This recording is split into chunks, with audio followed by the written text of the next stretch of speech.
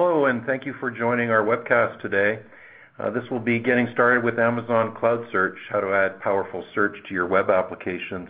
This is Mike Bolig. I'm responsible for marketing on the CloudSearch team based here in Palo Alto. A couple of words of housekeeping before we get started. One, this webcast will be recorded, and we'll make the recording available to you as well as a copy of the slides. You'll receive an email with links, or just check out the recording that will be posted to the AWS channel on YouTube as well as the AWS channel on SlideShare. In addition, you'll see a link with a survey at the end that you can respond to, and we'd appreciate any feedback on the webcast today and any comments on how we could make it an even better experience for you. It's my pleasure to introduce our speaker today, and that's John Handler. John is Solution Architect here on our CloudSearch team. He brings a deep amount of experience in search. He was a search application engineer and developer for a major online e-commerce vendor and has led development and engineering teams for search as well. So with that, I'll turn it over to John. Hi everybody, my name is John Handler. As Mike said, I'm a solution architect with AWS, working with the CloudSearch team for about 2 years. As we all know, search is a critical component of today's web applications. It unites our customers with products, it unites people, allows them to find one another, allows us to find the content that we're searching for. And today we're going to go into a little bit of depth about what search is and how it works. We'll talk about Amazon CloudSearch and some of the benefits that working in the cloud brings, and do a deep technical dive on Amazon CloudSearch to understand exactly what you need to do to get started with CloudSearch. And we'll finish up with a little bit of a demo. So as we navigate the web and we visit our favorite sites, we're often interacting with a search box. This slide shows some of our CloudSearch customers who are currently running their search through CloudSearch. And we have a number of different verticals represented. We have some media companies like SmugMug and XFM. IMDb is a sort of social and movie site that allows us to find out about movies, TV shows, all of that kind of stuff. Reddit is a social networking site. PBS, of course, the television station, using CloudSearch to help get users to the programs and content that they really want to see. So as we look at our search boxes and we think about a little bit about what happens, a user will come to our application or website with a particular information need. In this case, a user may come to an e-commerce site with an idea to buy some shoes.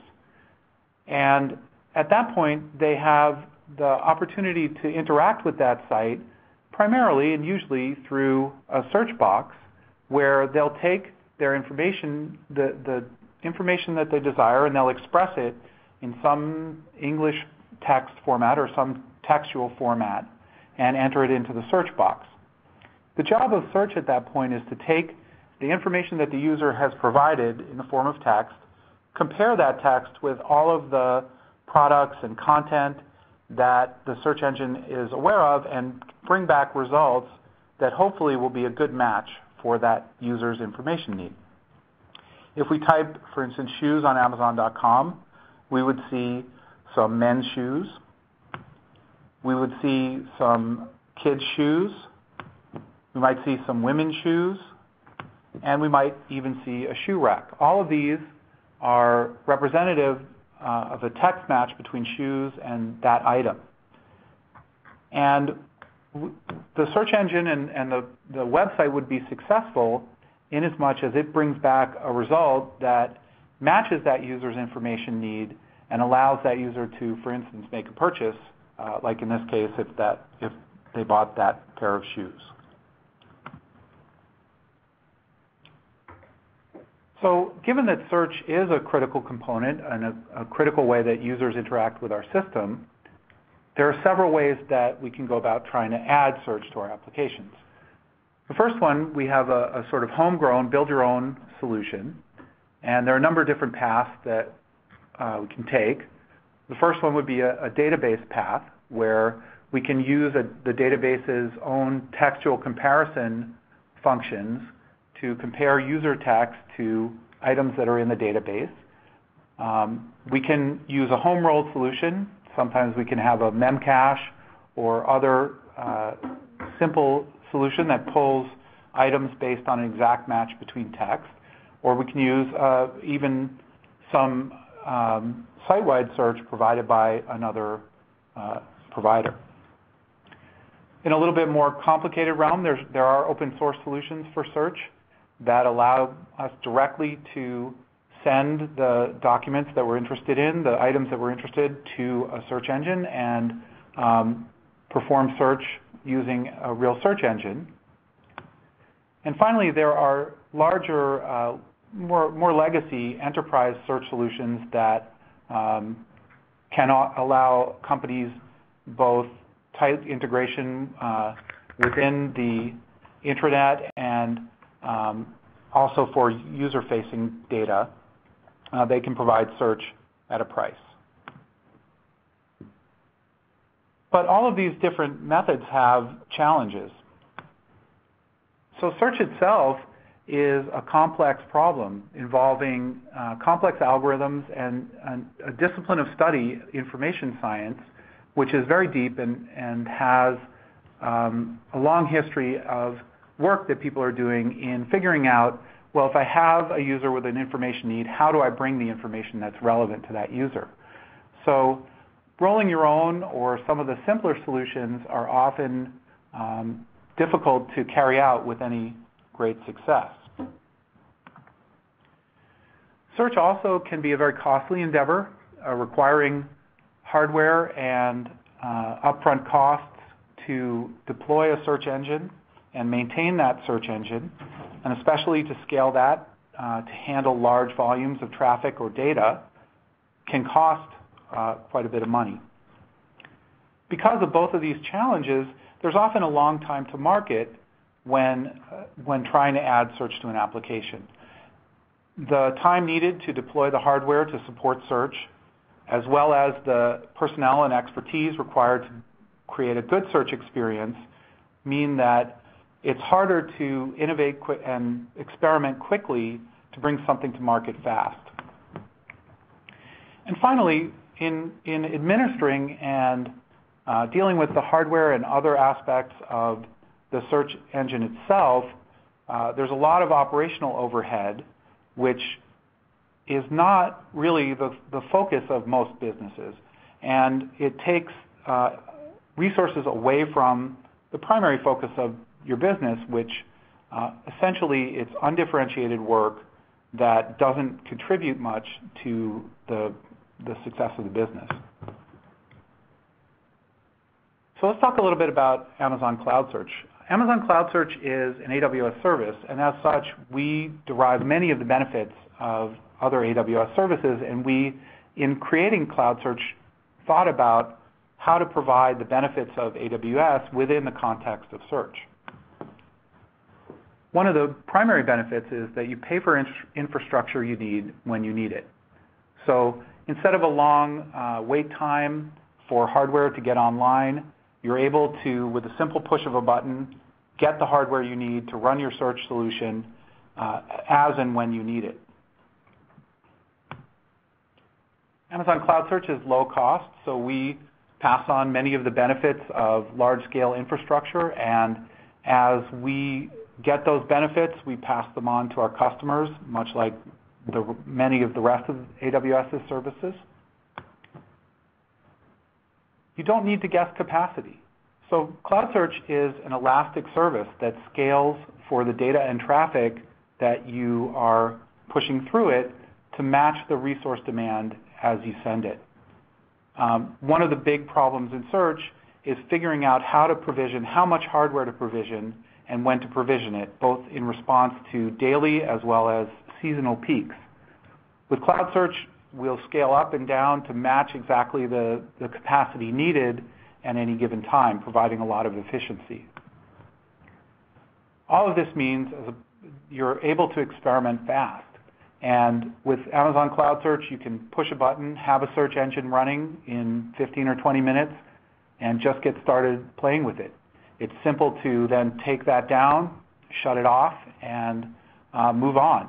This really makes it a great opportunity to try things out, experiment, innovate, try different things.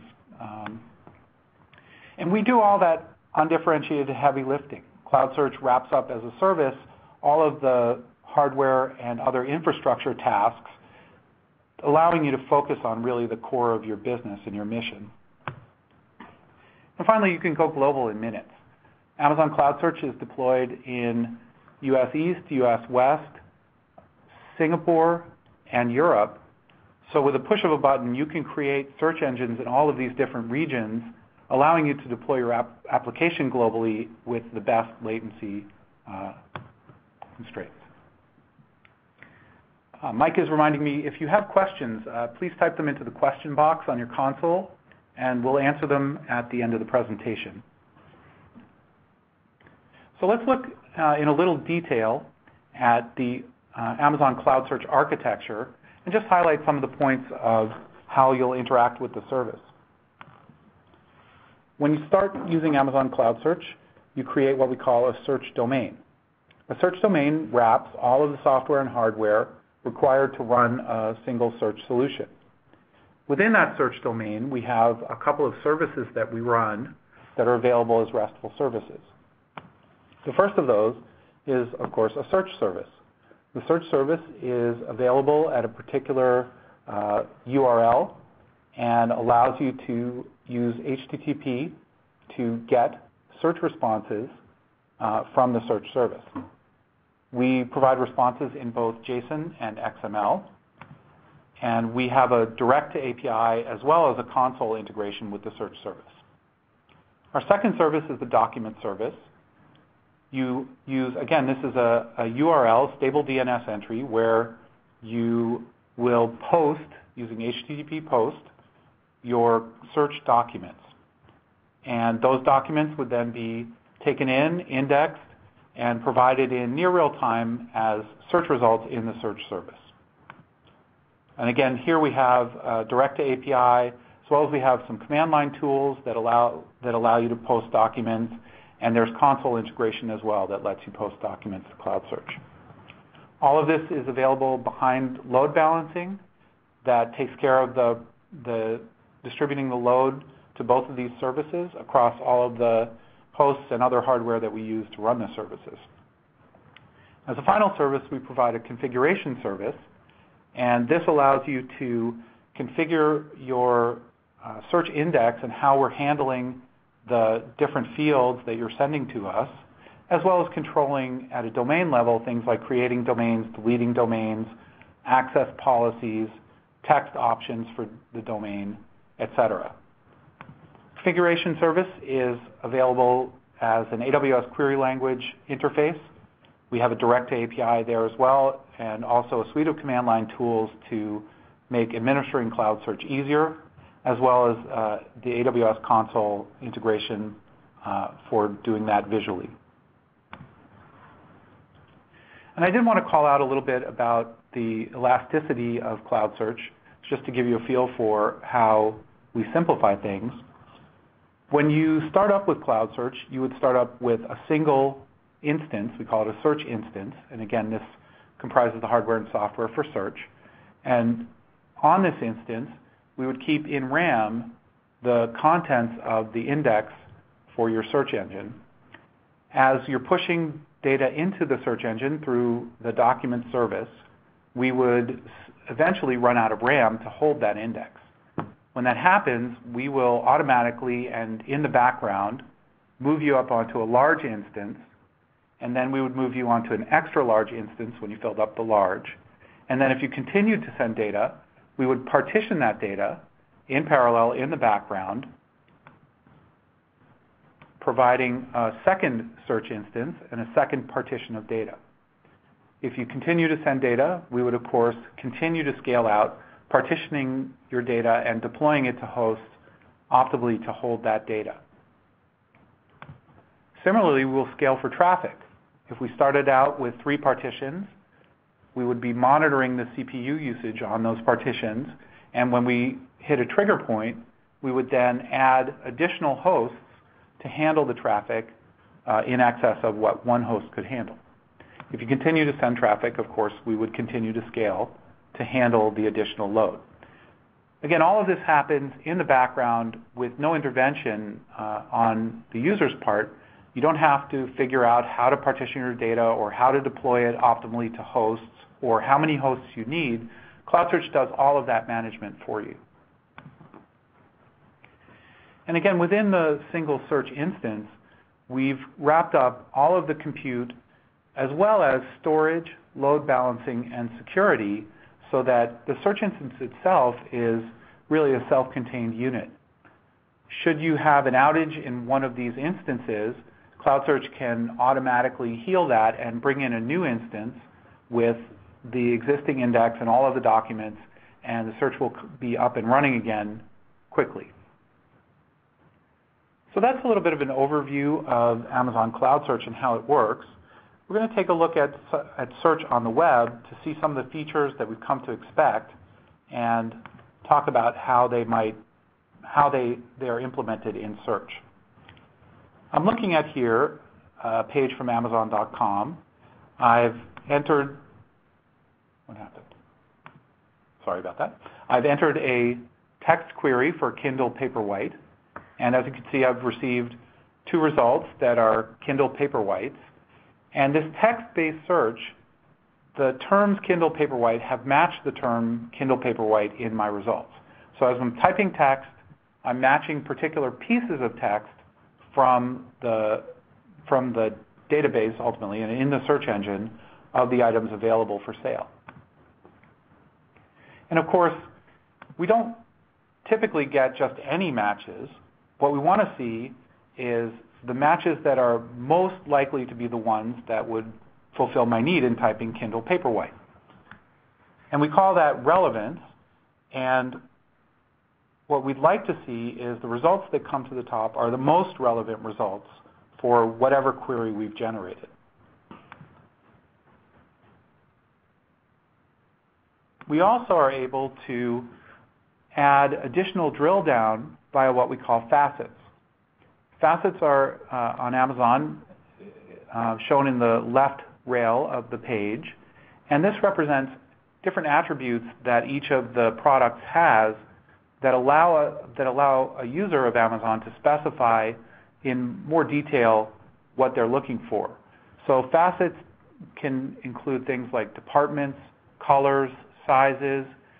Users are able, through clicking on those facets, to narrow their search and restrict it to particular subsets of the products that are available.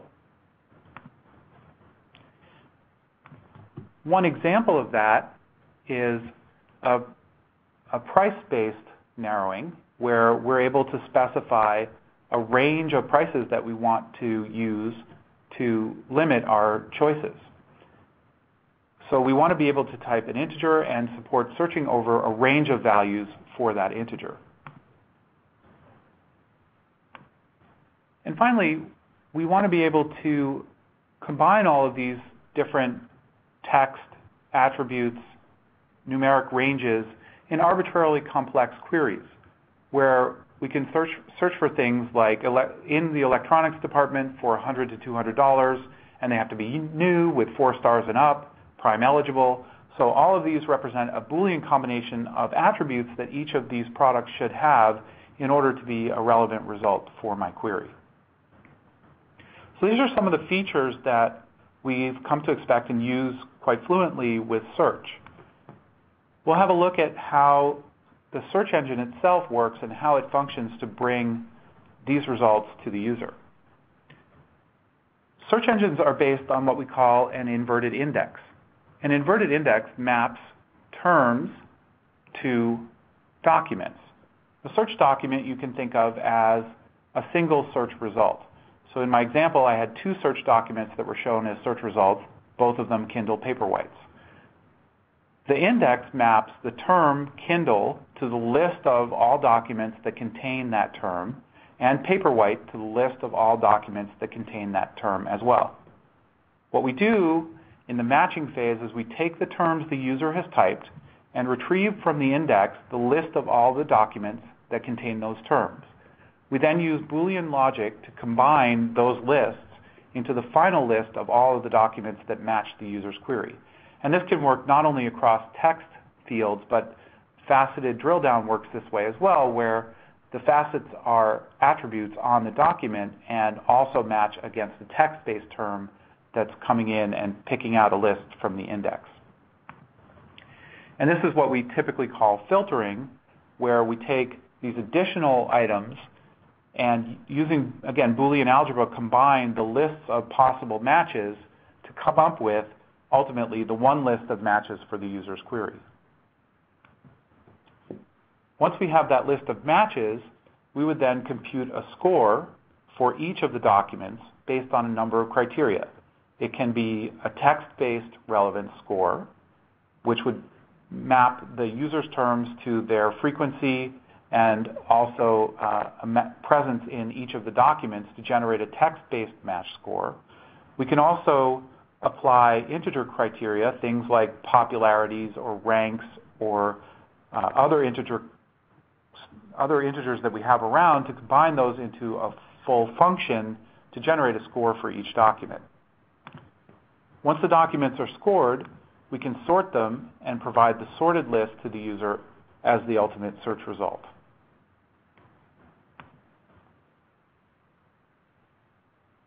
I'm showing here a reference architecture, which is a simplified version of a website, just to give a feel for how CloudSearch fits into the overall picture of a web application.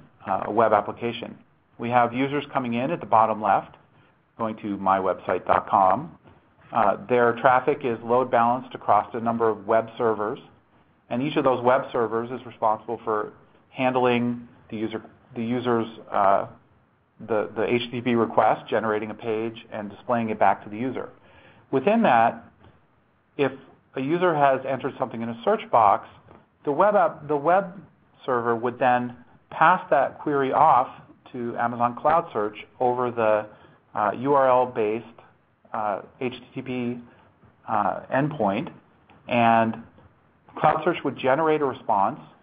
CloudSearch can generate responses in either JSON or XML and send that back to the web server, which would use that to construct a page for the user to see, construct the search results page.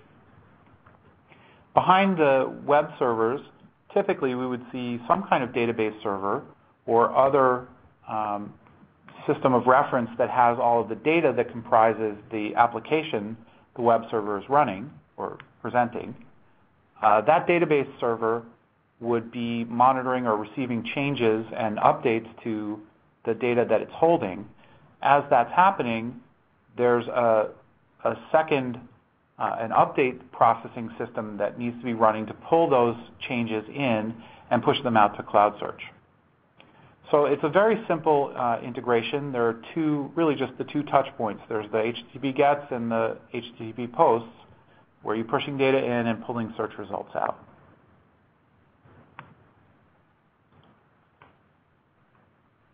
Using Amazon CloudSearch is really simple, and we'll see an example of this. But as we said, when you start with CloudSearch, you create a CloudSearch domain.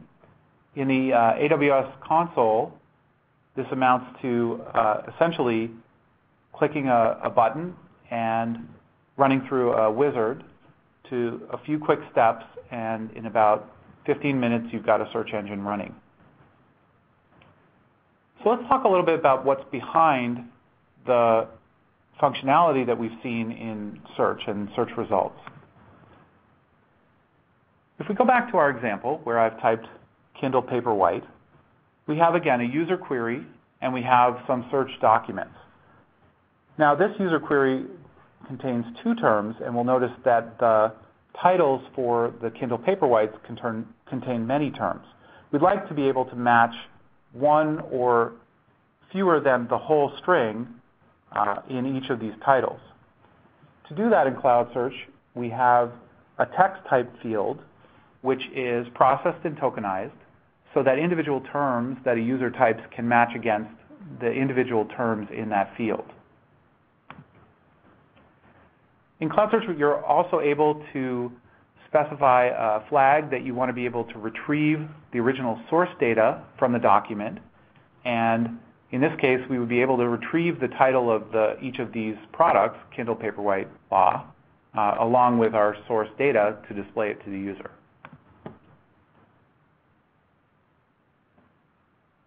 In some cases, we don't want to match individual terms from a particular portion of a query.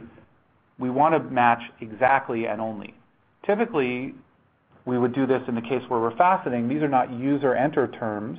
These are terms that are in the application itself. We use in CloudSearch a literal field, which is not processed and not tokenized, but must match exactly for this kind of matching and for faceting. We're also able to turn on a flag that asks CloudSearch to retrieve facet counts along with search results for particular fields. So if I had a color field, I might enable faceting, and that would allow me to pull color counts with each of my search results. And finally, we can enable search on fields to enable direct searching against that field. The last kind of field we have is an integer field. Integer fields allow us to do range searches, as we've seen with price, and they also allow us to narrow down into particular results, 4 stars or more. And they can also be used in creating customized rank functions that can combine those integer fields along with text relevance and other information from the product to perform the ranking. In CloudSearch, and this is a screenshot of the CloudSearch console, we have a simple configuration screen that allows us to name the different fields that are available in our documents. In this case, we're looking at a movie example. We have an actor, a director, a genre, a title, and a year. And we can set the type of field, text type, literal type, or uint type. We can set our options with a checkbox so they can be searchable, facet, or result enabled. We can also specify sources for fields, which allows us to copy the data from a field into a second field. So the whole configuration process is very straightforward and almost visual in this case, but allows you with a few clicks to set up the processing of the data that's in your search documents. As we mentioned in the reference architecture slide, we typically would have a system of record that's holding the information that we're using to construct our application. We want to take, in the case of a database, we can take each of the rows and we can map that onto a possible search result. So we use those rows to create what we call search documents in a little bit of a proprietary syntax called SDF, Search Data Format. This is either a JSON or XML format that wraps the values and fields in your search document and provides them to CloudSearch in a format that it can read. We'd have a process running to extract search documents from our system of record, our database, and put those together into batches to be posted to Amazon CloudSearch. And we'll just show a quick example of a CloudSearch SDF document. Every SDF document has a type. We have 2 types in CloudSearch. There's an add and a delete. Add allows you to either add new documents to CloudSearch or update existing documents. Each document also has some identifying information, an ID which should be globally unique across the domain, as well as a version number. CloudSearch will always serve the highest version number that it's seen for any document that comes in. And finally, we have fields in the document. In this case, we have a title, a description, a category, and a price. And the values for these fields can be either single or multi-valued. So the title is a single value, the string Kindle Paperwhite. The category is a multiple value, 2 of them, electronics and ebook readers. CloudSearch is able to search against both single and multiple values equally. And I'll just go in a little bit deeper. We can have a quick look at the interaction with the document service. Again, it's over HTTP.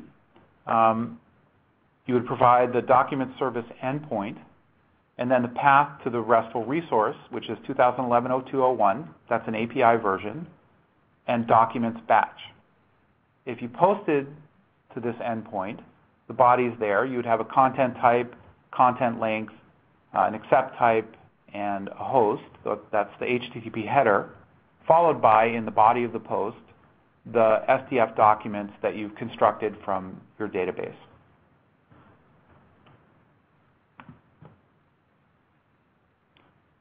And looking at the search API, again, we have HTTP, the service endpoint, 2011-0201/search is the path, and then we can specify in the query parameters the query itself. We support simple searches, which are just text against all the text fields in a domain, with the Q equals URL parameter. We support Boolean combinations, more complicated searches, with our BQ parameter. And here we have an OR of an AND, where a field has either a value 1 or value 2 and value 3. Faceting is simple in CloudSearch. You specify the fields you'd like to retrieve facets for with facet equal parameter. We also support pagination with the start equals and size equals parameters. Start equals specifies the first result you'd like to get, and size equals is the number of results. And we support a customized ranking with our rank equals parameter. This allows you to sort either by field value. You can sort alphabetically or numerically by the value of any field, as well as by what we call rank expressions, which can combine text relevance, integer fields, and using algebraic expressions, including standard math functions like multiplication, division, all that, powers, logarithms, geometric functions, etc. Looking quickly at a search results, and again, CloudSearch can provide results in either JSON or XML. We would get back, this example is in JSON, the rank function that was used to compute this result, the expression that was used, this is the query that was provided to the search engine, and then a set of hits. Each hit represents one of the matches. Hits come out in sorted order, of course, most relevant at the top. And each hit, in this case, we're just retrieving the document ID of that hit.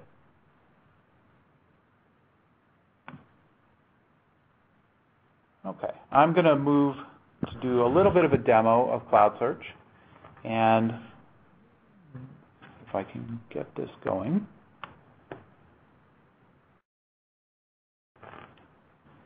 So what you should be seeing on your screen is a view of the console as I first see it before I've created any search domains. And we have a big call to action in the middle, create your first search domain. I click that, and there's a few steps as we walk through the wizard. First, I'll give it a name. We'll call it my demo domain. I click continue. I now have the option to set my configuration up front. Usually a good idea to bring CloudSearch in with the configuration you want if you know it, but there are several options I have here. I can analyze some sample files either from my local machine or from S3. If I have created SDF already, this would allow me to simply push SDF into CloudSearch, and CloudSearch will generate a heuristic configuration based on all of the fields that are present in the SDF as I push it in. I can also use a predefined configuration. In this case, we have a canned demo set, which is an IMDb demo set, or I can configure manually. I am going to select the IMDb movies example. And we'll see here that CloudSearch has brought the configuration, the suggested configuration for the IMDb data set. I'm able to edit this and add fields and change types and do all that right here, but I'm going to pass that by for now. I'm now able to set my access policies. CloudSearch's security model is based on IP whitelisting and blacklisting. I can employ, I can use my console to set my recommended rules. So I can allow only my IP address. I can allow everyone access to all service. I can deny access from everyone to all services. In this case, I'm going to allow everyone access to all services. And as you can see, this is a sitter block, so I'm able to specify both an IP and a range of IPs easily. Once I've walked through the wizard, I'm ready to set my domain. I can confirm that, and CloudSearch will initialize my domain.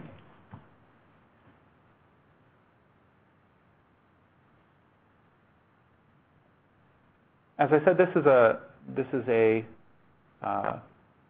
somewhat lengthy process. This takes about a half an hour. I'll click OK there. When I do that, I can see my dashboard. I have on the left my search domains. I have in the middle a status for my domain, and currently my domain is loading. I'm going to flip over to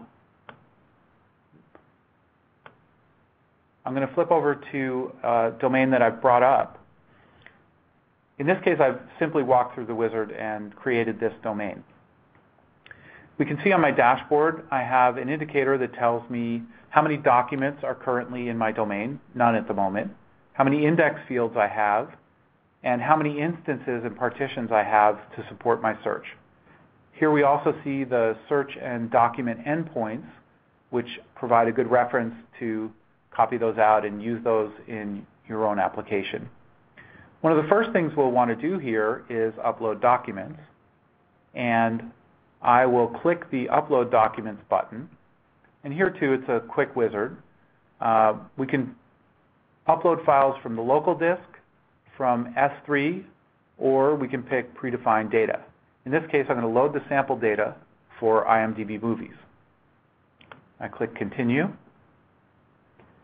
There are 5,208 documents containing those fields, and I can click Upload. I can also download the generated SDF to see it. CloudSearch is now posting those documents to my search domain.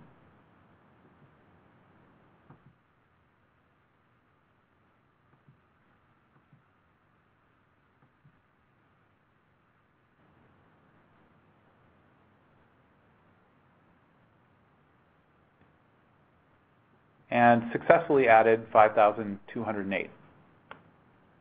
If we come back to our dashboard, we can see that CloudSearch is indexing those documents. And those would be done fairly shortly.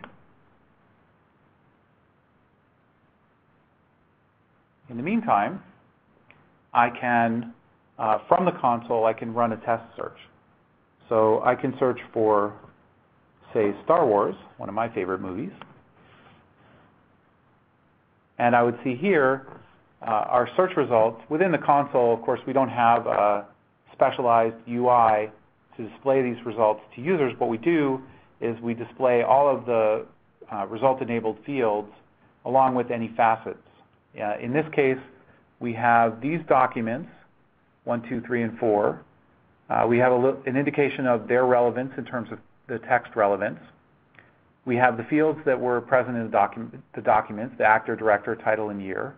And over here we have the genre is specified as a facetable field. There are 7 action films, 7 adventure films, 7 sci-fi films, mostly because each of those Star Wars films is tagged with each of those genres, and also fantasy and animation. And I can drill down here. I can pick the adventure films from that result set as well. So this provides us, again, a simple way for us to look at what are the documents or how our search is going to come out. There's a number of other features and functionality here, which we won't go over in this webinar, but I encourage everybody to go check it out with the canned data set that we have.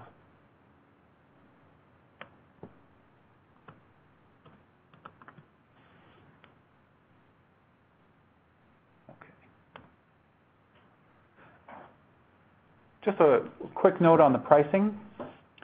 With Amazon CloudSearch on a single small instance, like my IMDb demo domain, I can get started for just $2.40 a day, which works out to about $75 a month. As I said, low cost. We're providing this service on an hourly basis, allows you to bring it up, take it down, and just 10 cents a day, 10 cents an hour in US East. We also have the AWS cost calculator. We're integrated in that, and you can go and check out and game out different scenarios in terms of numbers of documents, size of data set, and all of that to figure out how much CloudSearch might cost. And right now, we're having a free trial where your first 30 days of CloudSearch usage are free. So easy to get started, easy to kick the tires, inexpensive to run it as well. So, summing up, we talked a little bit about how powerful search is really critical for getting users to the information that they need, whether it's products or media or even in a social context, getting them to friends. And Amazon CloudSearch really makes adding that search easy for your web application. You simply create a domain, post your documents, and get your search results. I have some resources available on the Amazon CloudSearch overview page. You can see at http://aws.amazon.com/cloudsearch. We have FAQs, we have a forum available, we have documentation and getting started, including a walkthrough that helps you set up the same demo that we looked at. We also have demos and tutorials, white papers, plenty of information there on how to get started and build your search application. Thank you, everybody, very much. We're going to pause now for questions, and please type those into the question box if you'd like to do that. Great. Thanks very much, John. It was a great overview of CloudSearch and what it can do in action. Let me just go to some of the questions that we've received already. If you have any others, as John said, please just type them into that question box. First question I have here is around language support. Somebody says that you're in English only. What if I have some of my documents that include foreign languages, not English languages? Excellent question. Excellent question. Amazon CloudSearch supports the full Unicode character set. So you're able to work with documents in other languages. We only support English natively, and what that means is that the tokenization and the separation of words, stemming and stop words would be English-based. But you can work around that, and you can actually provide a good search experience even just using the direct matching. Great. Thanks, John. A question about synonyms. Can I upload a synonym dictionary from a file? And then in addition, can my synonyms be two words? So let's say VP might be Vice President. So yes, CloudSearch does support synonyms. Synonyms are applied at index time. So if I had something like wrench and I wanted to make a synonym spanner, I could either, through the console, I can provide wrench and spanner as synonyms directly in the console. As well, you can create a synonym file, and either using the command line tools or the direct to API communication with the configuration service, you can upload that set of synonyms. I believe that we do support multi-word synonyms. That would not be through the console, though. I believe only through command line or direct to API. A question about reliability in the case of an e-commerce site where search is really central to not just the user experience but ultimately to revenue. Can you comment about reliability requirements? And then in addition, what about performance? Sure. The comment here is I need, let's say, 100 millisecond latency. Can CloudSearch do that? Sure.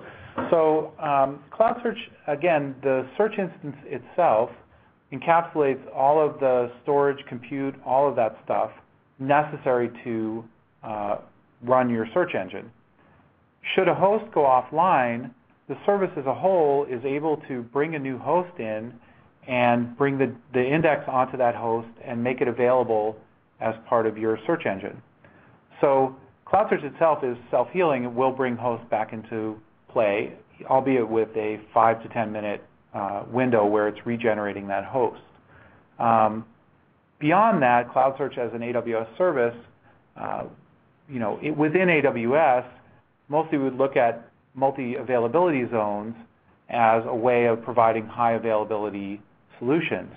CloudSearch itself right now is not multi-AZ enabled, but we are, of course, as an AWS service, it's kind of a core functionality of AWS, and it's something that we're highly interested in bringing to market very soon. So that's in the realm of reliability. With respect to query performance, it's a little bit of a caveat because as with a database, you can provide queries that are arbitrarily complex, and some queries will run slower than other queries. So it's hard to put an absolute relative number on how quickly queries run in CloudSearch. Having said that, we see across the service that we have a typical 50 millisecond or less response time for most of the queries that are coming to the service. Thank you. Here's a question. I'm building a social site that tracks user behavior, and I would like to use jQuery or AJAX rather than EC2 post and get. Is there support for this now or in the future? Yeah, thanks. CloudSearch does not support JSONP, which is a typical workaround for cross-site scripting. We generally recommend to do the AJAX interaction a proxying service or proxying host that sits in front of CloudSearch and allows you to talk to that service through AJAX or jQuery. Okay.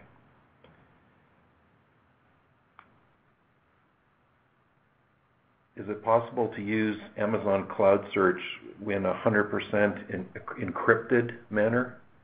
That is, the index data being encrypted and queries against it being encrypted as well. So CloudSearch supports HTTPS communications in terms of both the upload and the document service post and the search service get. So in flight, the data is encrypted. However, we don't support an encrypted index at rest on disk. This is a topic of research in the search community, how to do encrypted indices. They basically have to be unencrypted in order to use them to generate the listings of documents that contain matches for the terms. Got a couple of questions about batch uploads. One is, if I have a 10 gig database, and do I have to then do multiple 5 megabyte, I should say, batch uploads? So as of now, CloudSearch does not provide a direct data pipeline that would allow you to hook your database directly to upload your data in larger chunks.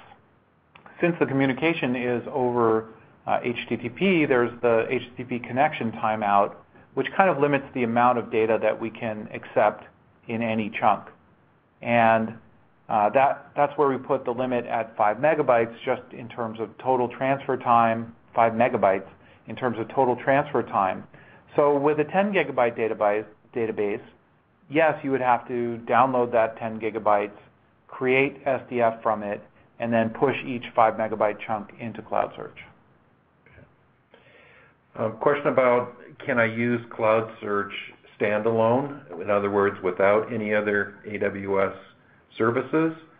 Or do I have to use it in conjunction with other AWS services? Yeah, you can absolutely use CloudSearch as a standalone product. Again, the interaction is all RESTful over those URLs, over those DNS entries. And as such, CloudSearch itself as a service wraps all of the AWS services that would be required to deploy a search engine. So there's no need to purchase other AWS services in order to interact with CloudSearch. You'd simply interact with the two endpoints.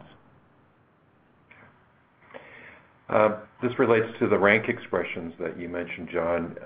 Can rank expressions be complex so that they can include factors like freshness or quality or user preferences and behaviors based on past clicks and usage?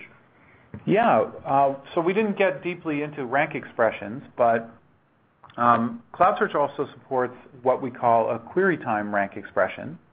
And this allows you to define a rank expression along with the query. So if you're looking at a particular user, you're able to take data that you have about that user in terms of location or preferences or other things and wrap that into a ranking function that you apply to the search results. So customizing them a little bit for that particular user. For freshness and popularity and other metrics that are more static, that adhere to a particular document, you're also able to create rank expressions that are more static and push them into your CloudSearch domain for usage with your queries. So for these, you're able to, again, arbitrarily, if you have a date stamp or a time stamp on your document, you can use that in a mathematical expression to create a rank based on the freshness of that document. So we can both do the more static ranking that's based on based on metrics that adhere to a document, as well as a more dynamic rank expression where it depends on the particular user and the particular query. Related to that, there was a question about do we support geospatial or location-based search? Yeah, absolutely. We do support geospatial search. We don't have a native geotype, which is a latitude or a longitude, but you could translate the latitude and longitude themselves into an integer format and store that along with your documents. With those integer latitude and longitudes, you're able to construct what's essentially a bounding box using an integer range across the latitude and longitude to provide a search within a box, geographic box. At query time, you can also embed the user's latitude and longitude in the query and provide a ranking function based on a distance metric that you calculate in that ranking function. So you can both do a bounding box search as well as a distance-based sorting. Okay. So here's a scenario, a question regarding large real-time applications where there might be millions of documents that would need to be published. In that kind of situation, how do you deal with the IP restrictions? And specifically, if one machine can't handle the job, how would you scale the publishing as well as having the IPs accepted? Sure.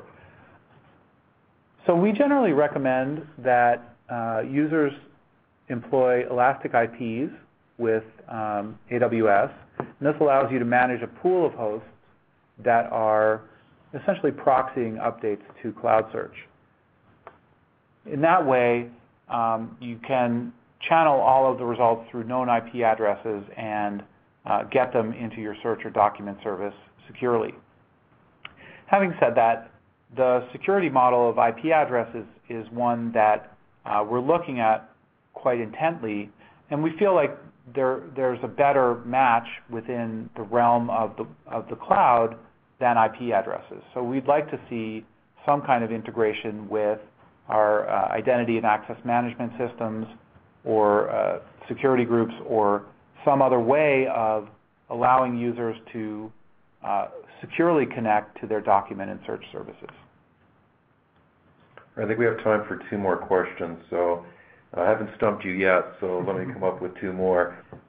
One question was around how long does it normally take for new documents to show up in the search results?